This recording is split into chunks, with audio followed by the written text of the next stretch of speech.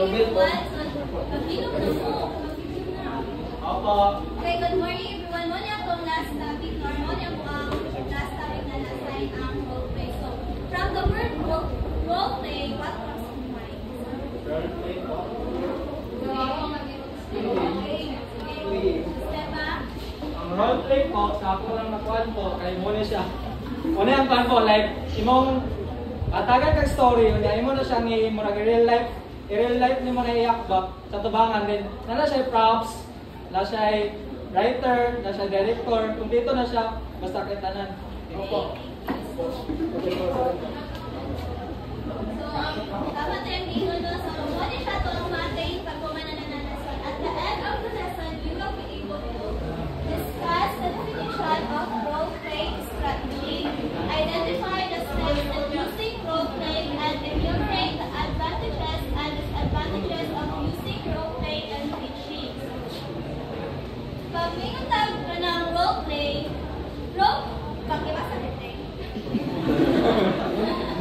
Role-play helps pupils develop empathy, compassion, and social skills. It is widely used in physical education and health, where interaction, teamwork, and proper behavior are developed. This strategy allows learners to apply concepts to realistic situation while engaging with peers.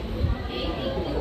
So, pag may role-play, no, muna siya ang ginapabuhat ng katong students para mas kanabitang masabtan jud nila ang ato ang topic. Kay, di ba, pag magbuhat ng role-play, tas usahay no, kanang naihatag si teacher sa atua, tas wala na kasabot niya, pag may ng teacher na mag-role-play mo, ani, tagaan ng isa ka scenario na inyong i-role-play, di ba, mas makasabot jud ang kanang iyong ka-group, di ba? Kay, kamumantanan ang muak, muna siya ang litang na role-play. And next is, pag may role-play, it is a creative situation where pupils will portray specific rules. So, sa role-play, dili lang kay isa ang mo, unsa, diba?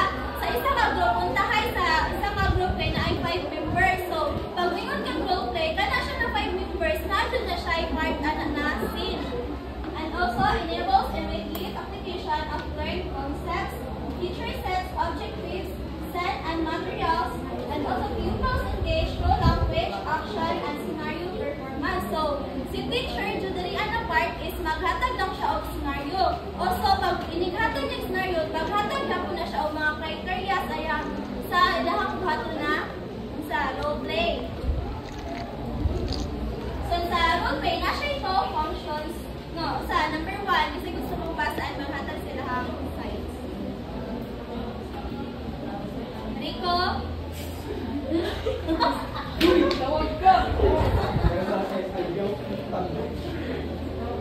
Number 1, maghatag sa mga insights. Evaluation function assessing people's abilities, intelligence, and personality improves organization, adaptability, and social interaction. So there is ang mga pupils is i-assess nila ang sa kung saan kung saan dagat sa ilang kung saan ilang play na tapos mag-coverage na sila para active ang interaction na nila tumatok na. Okay, so pag may evaluation function, niya is ma-assess ang kanang sa students na mas matabangan pa sila na ang ilahang mga abilities is ma-improve. Ma-improve lang abilities, ilang mga abilities, also ang kanabitaw ilahang mga untahay, di ba, naabay mga students na ulawon, di ba, ma-improve nila ang pananamabos, ilang and ikaduha is training function. So, isa'y gusto magbasa. Training niya.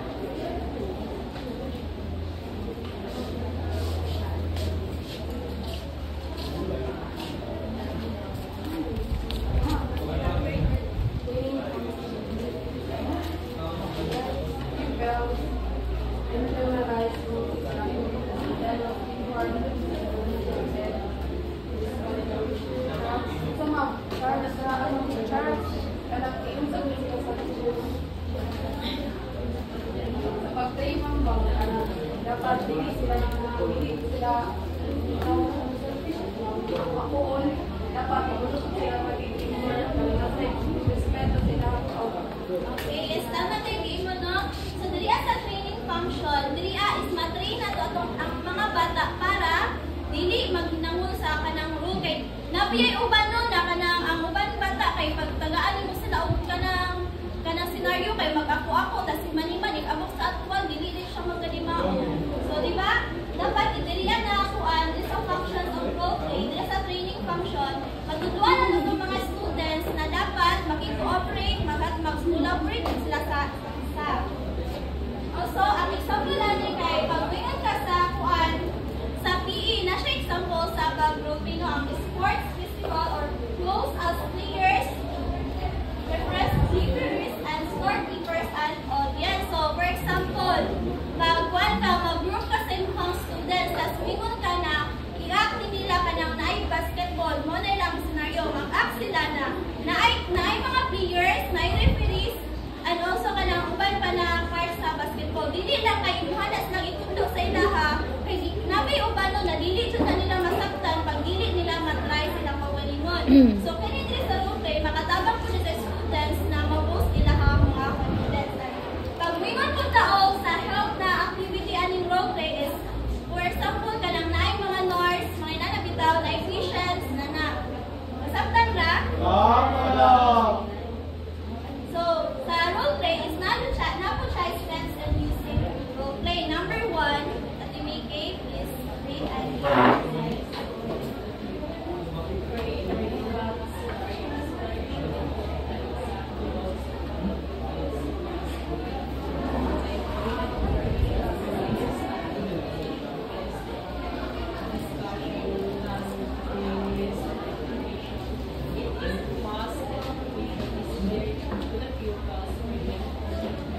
So, dari sa steps, using role plays, kinahanglan ang mga bata is kabalo sila sa ilang scenario para mas ma-deliver nila para mas ma-deliver nila ang ma-perform nila ilang So, dili sa step 1 kay maghatag kaugan ng scenario bitaw na masabtan sa students kay kung dili masabtan sa students, dapat ipaas jud nimo sa ilahanong kay kasi lahi ilang pasabot sa scenario na imong gihatag tas pag mag-act na sila sa tubangan lahi di imong pasabot. So, dapat jud sa kanang pag maghatag ka ng sa imong students, ikaw na teacher, imong jud nang i-plan daan ang kanang unsay flow sa ilahang role play and also na step 1 jud ana kay mag-create jud ka ng tarong na sa instruction sa mga students.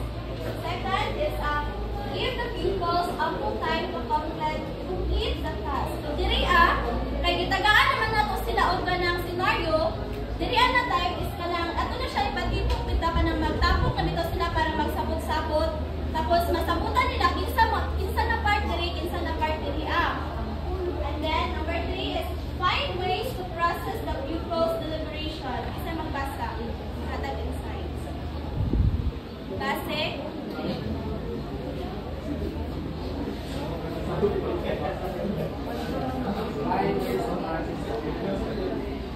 So, drama kay drama nila i-deliver ilang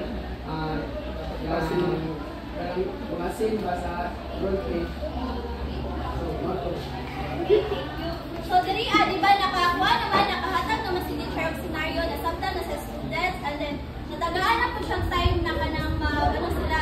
So, din niya sa ikatulo na steps, din niya maghatag na sila sa ilang mga opinion kung sa'y buhaton nila diri ang part, kung kinsa'y naka-assign diri na part, tagaan na nilang opinion kung sa'y buhaton kay. Dili man pwede anong role play na isa lang siya ang buhat. Dapat man siya na mag-collaborate mo as a group.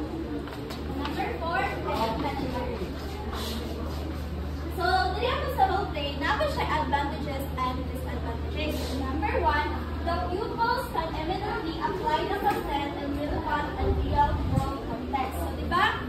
Once na-employ natin yung role play sa atong classroom, naman siya possibilities na kanailang nagbuhat rin sa atong classroom is magbuhat ko na nila sa ilang real-life situations, bisan asa sila maabot kay dili ba yata nandun na kanang dili beta na kanang bata kayo makabuhat ko na pero pinaagyan ni kanang pag-effective ang imuhang teaching sa inyong students, ma-apply din na nila sa ilang real life. And number 2, isa gusto mang message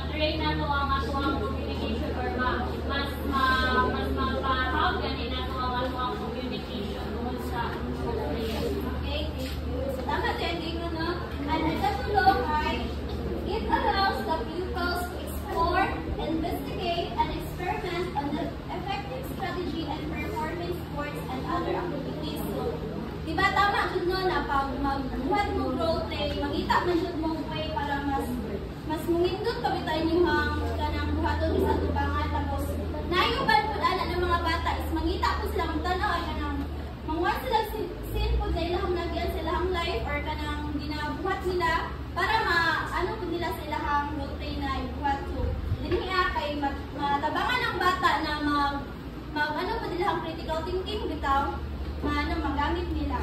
And fourth, teachers are helping pupils learn how to collaborate with others. So, di ba, bata ang datong kuwan din niya. Ang mga bata, kay wala sila sila yung kuwan na kanang dula-dula lang, away-away. So, din niya sa role play is tabangan na itong students na dili lang kay inana ilang kuwan sabtan. Ang gusto, makatabang din sila para ang saon pag-collaborate sa isang katao nila. And ako siya is ay number 5 pa next. Darlene. Teachers are helping pupils understand the importance of relationship and communication. Kasi gusto mag-attend sila. Lord Gogo. Okay, Mira. There's number 5 of the word sportsmanship, especially para sa daily and good. So,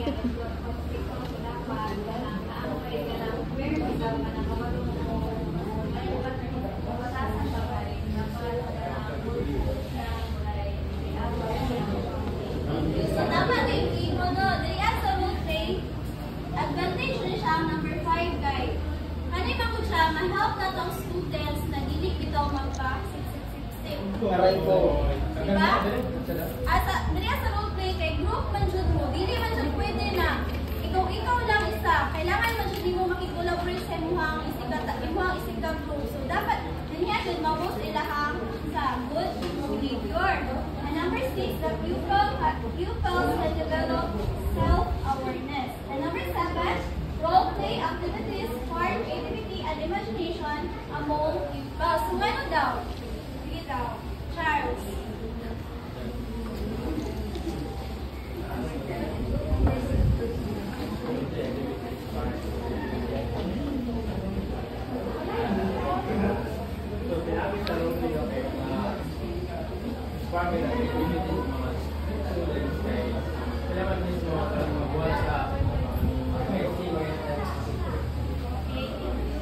Tama din ni Kasi Darlene.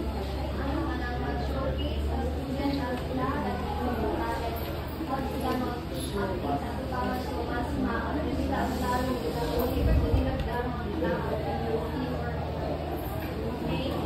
Tama talaga mo no. Diriya sa role play, mag-help na daw students na kanang wala kabitaw nila na discover silang sarili, na kanang nada sila yung mga nada sila yung mga talents. So din pinaagi sa role play, mapagawas na nila diriya.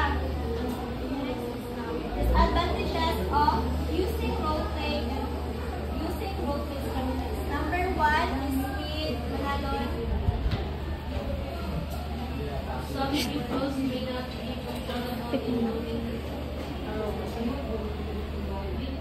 kami yung mga students na pagkatapos sila ng Arobo. Arobo.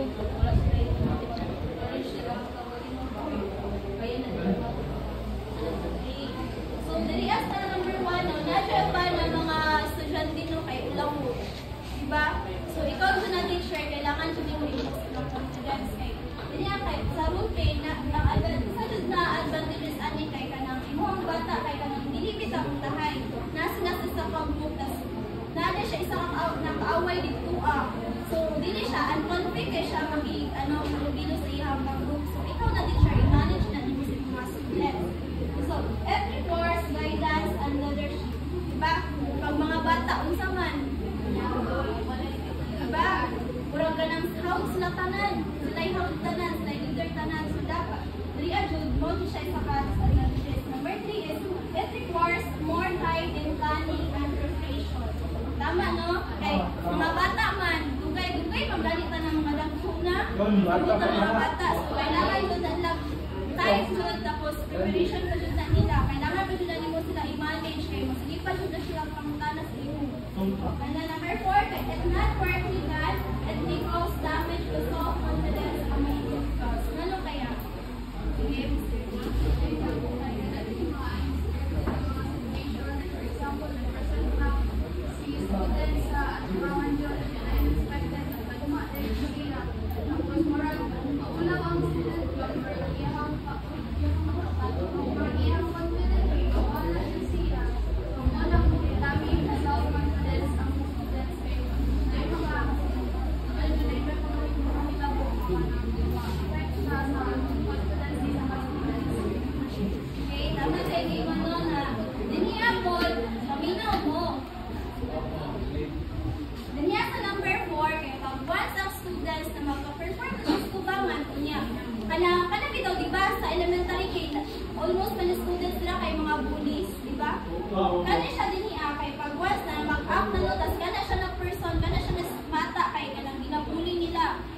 siya sa tubangan kay wa mo ko ipagsulod niya sa sin. Gibuli na siya.